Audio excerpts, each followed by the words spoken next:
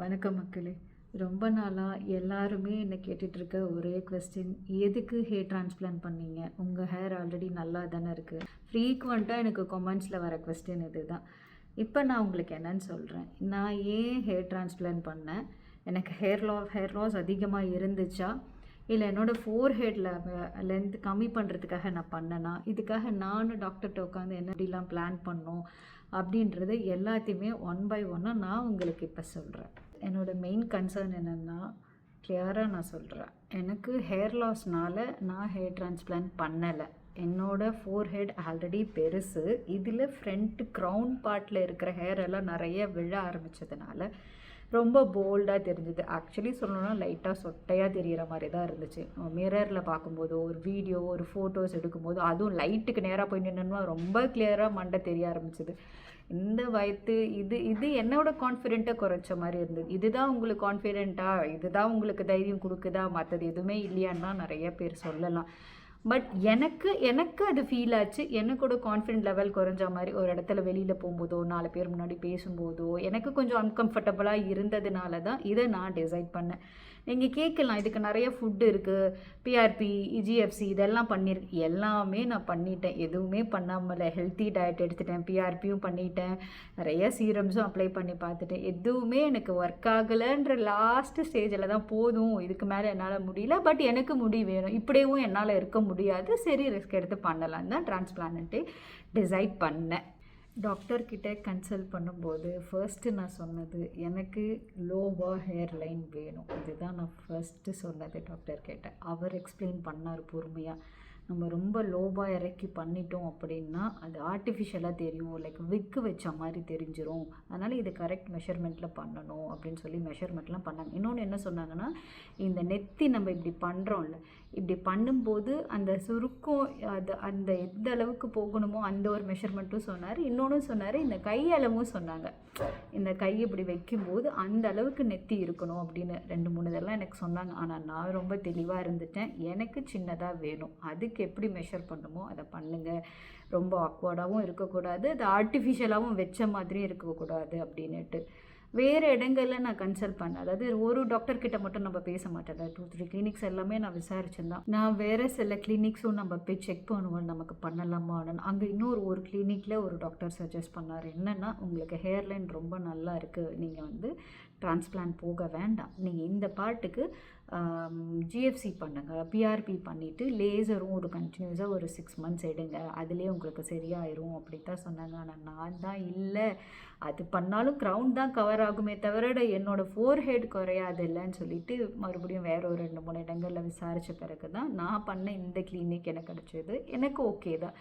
ரொம்ப கிளியராக எக்ஸ்பிளைன் பண்ணாங்க, எவ்வளோ தூரம் இருக்கணும், எவ்வளோ இருந்தால் நேச்சுரலாக இருக்கணும், அதெல்லாம் பண்ணிவிட்டு அந்த மெஷர்மெண்ட்லாம் எடுத்தோம். எல்லாமே எடுத்த பிறகு எனக்கு ஓரளவுக்கு சாட்டிஸ்ஃபைடாக இருந்துச்சு. அதனால தான் இதை இதுதான் ரொம்ப இன்ட்ரெஸ்டிங் பார்ட்டு.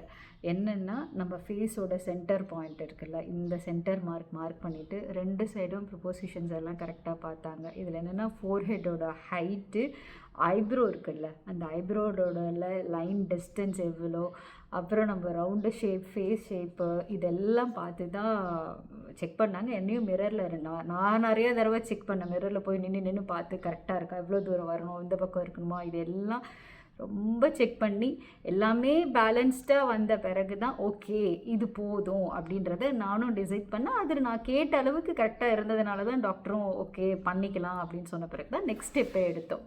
இதில் டாக்டர்ஸும் வேறு சில ஹேர்லைன்ஸு, அப்புறம் ரொம்ப ராவாக, அதே மாதிரி சில ஜென்ஸ்க்கெல்லாம் நான் பார்த்துருக்கேன். விமன் ஸ்கின்க்கு எப்படின்னு தெரில, ஜென்ஸ்க்கு பார்க்கும்போது இந்த லைன் மாதிரி இருக்கும். அந்த லைன் பண்ண பிறகு பார்த்திங்கன்னா மார்க் பண்ணும்போது ஈஸியாக இருக்க மாதிரி இருக்கும், ஆனால் முடி வளரும்போது பார்த்திங்கன்னா எக்ஸாக்ட்லி அது விக் வச்ச மாதிரி இருக்கும். ஸோ நான் என்ன கேட்டேன், லைட்டாக ஜிக்ஸாக்காக இருக்கணும்.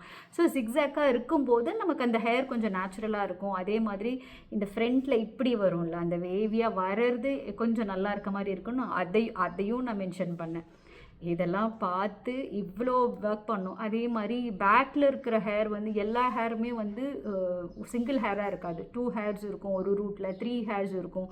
ஸோ அதெல்லாம் பார்த்து பண்ணணும். எனக்கு ஃப்ரண்ட்டில் வைக்கும்போது நான் தெளிவாக சொல்லிட்டேன், ஃப்ரண்ட் லைனில் சிங்கிள் ஹேர் இருக்கிற மாதிரி வச்சா போதும்.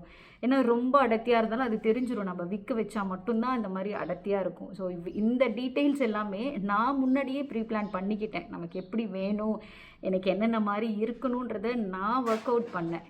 அதுதான் நான் எல்லாருக்கும் சொல்கிறேன், அவங்களுக்கு தேவையை என்னவோ அதை நம்ம தான் ஒர்க் அவுட் பண்ணணும். டாக்டர் சொல்கிறாங்கன்றது பிளைண்டாக நம்ம போய் பண்ணக்கூடாது. நான் இவ்வளோ டிசைன் பண்ணி நான் வரைஞ்சி எடுத்துகிட்டு போனேன் ஒரு பேப்பரில். எல்லாத்தையும் எனக்கு எவ்வளோ தூரம் வரணும், ஷேப் எவ்வளோ வரணும், 3 ஹேர்ஸ் எங்கே இருக்கணும், 2 ஹேர்ஸ் எங்கே இருக்கணும், சிங்கிள் ஹேர் எங்கே இருக்கணுன்ற அளவுக்கு நான் பிளான் பண்ணி கொண்டு போய் டாக்டர்கிட்டயும் உட்காந்து டிஸ்கஸ் பண்ணோம். அதுக்கப்புறம் தான் அவங்க ப்ரொசீடே பண்ணாங்க.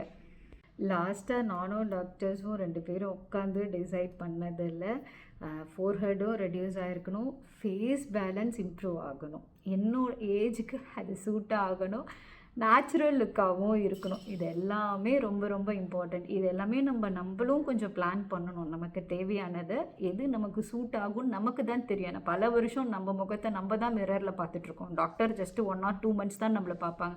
ஸோ நமக்கு எது தேவைன்றது நம்ம வீட்டில் ஒர்க் அவுட் பண்ணுங்கள். நீங்கள் உட்காந்து டிசைன் பண்ணிக்கோங்க. உங்கள் ஃபேஸுக்கு எது வேணும் அப்படின்றது நம்ம தான் டிசைட் பண்ணணும்.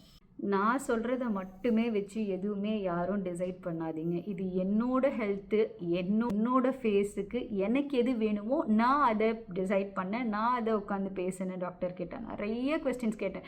சில டைம் டாக்டர் நீங்களே பண்ணிடலாம், நீங்கள் எதுக்கு இவ்வளோ கேட்டிருக்கீங்க, இவ்வளோ தெளிவாக இருக்கிறீங்களா, அந்த அளவுக்கெல்லாம் நான் கொஸ்டின் கேட்டிருக்கேன். ஏன்னா இது நமக்கு என்ன வேணுன்றதை நம்ம தானே டிசைட் பண்ணணும். அவங்க சொல்லுவாங்க, அவங்க ஆயிரக்கணக்கான பேரை பார்த்துருப்பாங்க.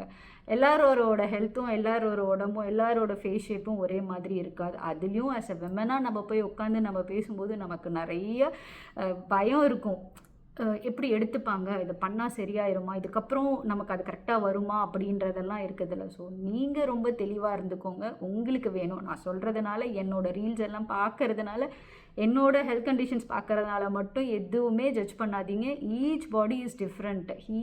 Each and every person is different.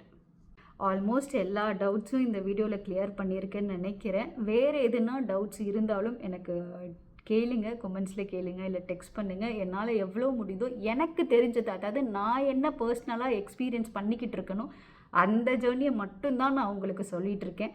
ஒருத்தவங்களுக்கு ஒரு மாதிரி நிறைய பேர் பண்ணுறாங்க, எவ்வளோ விஷயங்கள் பண்ணிட்டு தான் இருக்கிறாங்க. எனக்கு பிடிச்சதை, எனக்கு தெரிஞ்சதை நான் பண்ணுறேன், அதை நான் உங்களுக்கும் ஷேரும் பண்ணுறேன். அவ்வளவுதான். மேக்ஸிமம் கிளியர் பண்ணிட்டேன்னு நினைக்கிறேன். உங்களோட சப்போர்ட் கண்டிப்பாக எனக்கு வேணும். நிறைய பேர் நிறைய நல்ல கமெண்ட்ஸ் எல்லாம் கொடுக்குறாங்க, இதை பண்ணாதீங்க, இந்த கேப் போடாதீங்கன்னு சொல்லி இப்போ நான் அந்த கேப்பே யூஸ் பண்ணுறதே இல்லை. இன்னைக்கு கூட இந்த மாதிரி சிம்பிளாக தான் போட்டிருக்கேன். இது அந்த இடத்துல டச்சும் பண்ணலை. ஸோ இந்த மாதிரி நல்ல உள்ளங்கள் நிறைய பேர் எனக்கு சப்போர்ட் பண்ணிகிட்ருக்கீங்க. ரொம்ப ரொம்ப ரொம்ப நன்றி எல்லாருக்கும். இன்னும் இதுக்கான ரிலேட்டட் வீடியோஸ்லாம் எதுவாக இருந்தாலும் நான் அப்டேட் பண்ணிகிட்டே தான் இருக்கேன், பண்ணிகிட்டே தான் இருப்பேன். தேங்க்யூ.